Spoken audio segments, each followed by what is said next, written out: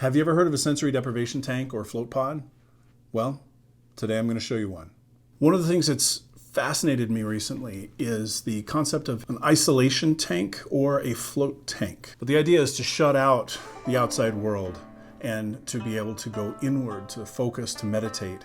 With all the stress and noise in our world, it's becoming more and more important to find places to calm down, to relax, to find time, and to find space to do this. And recently there's a place that opened up down in Spanish Fork, Utah, that has some of these isolation tanks, and I just had to try it out.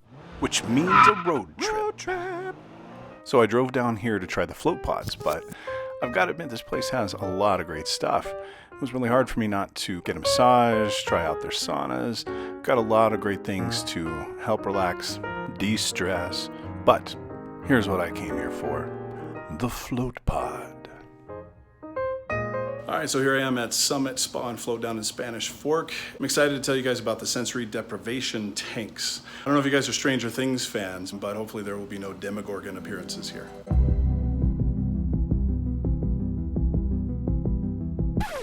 At any rate, I was able to meet with Katrina, one of the owners here, and she gave me a little bit of a rundown about how these things work. All right, so the two benefits of floating in a float pod are one for the body and then two for the mind. The benefits for the body are when you are weightless in the pod, it helps take all the pressure off of the spinal cord. And then also because of all the Epsom salt or the magnesium sulfate in there, helps draw all the toxins out of the muscle tissue. So it's really great for helping the muscles to relax. Also helps with pain, to decrease pain in the joints and in the bones.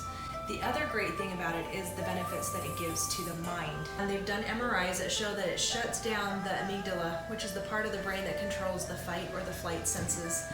And the great thing about that is a lot of times people who are taking antidepressants, that's exactly what those antidepressants are doing. It's shutting down that portion of the brain and allowing the brain to kind of take a rest. And so this is a great natural way for you to get an antidepressant without having to take drugs. And you said there's about 1,000 pounds of the magnesium sulfate? There's 1,000 pounds of Epsom salt or pharmaceutical grade magnesium sulfate inside the water. It's about 12% higher salinity than the Dead Sea. Wow, so you really float. You can't sink. Yeah. So you can literally fall asleep and... You can fall asleep and be safe. Yep. Very cool. Yep. And this is the part of the video where we transition to the interview, but unfortunately we had some audio problems. So we're just going to skip on ahead to my experience here. So I put on my best excited goofy face, showered off, and went in to float.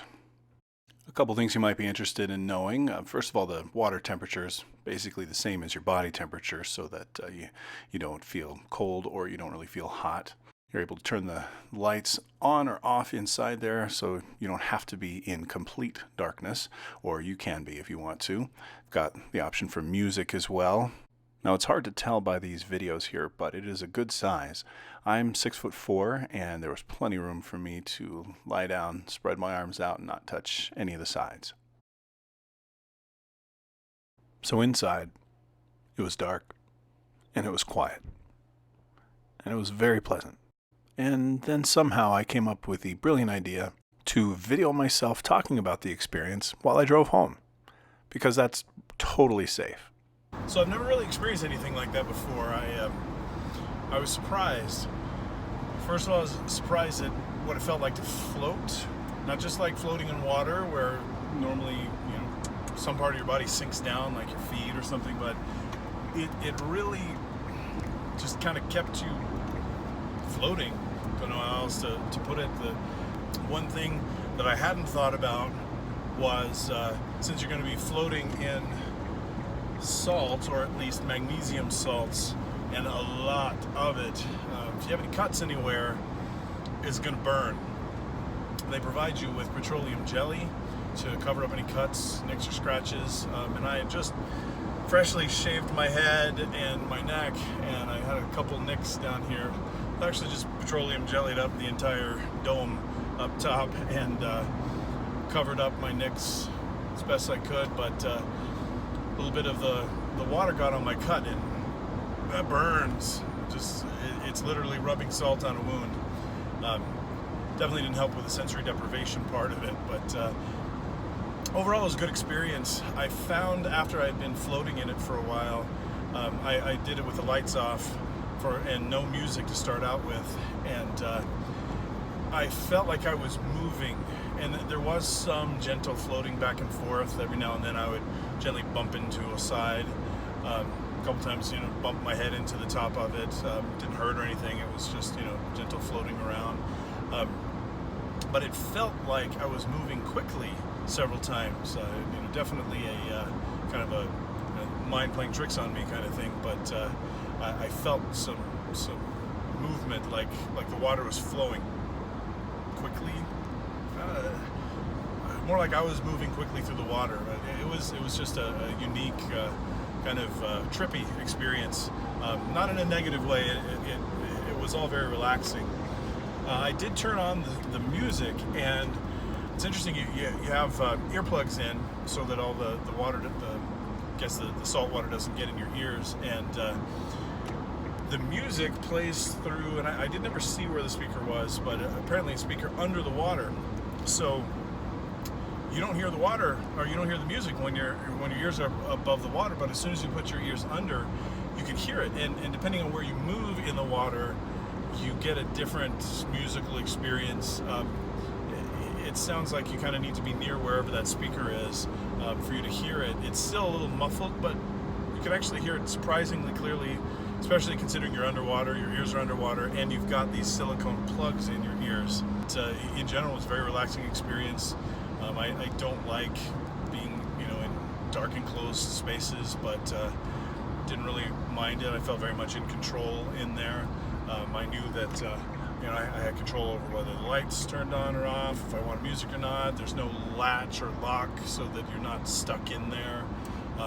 Since I was only able to do about a half hour, and the recommended is at least an hour, I didn't quite have a chance to get to the point where I just kind of stopped paying attention to things. I did notice, though, that after that half hour was up, it felt like maybe 10 minutes. I was surprised. I thought that I would be, bored or whatever, but it was a very different experience. Ironically, and this is probably because it was my first time, there wasn't much sensory deprivation because I was constantly paying attention to sensations. Even if it was just the sensation of not really feeling much or seeing much or hearing much.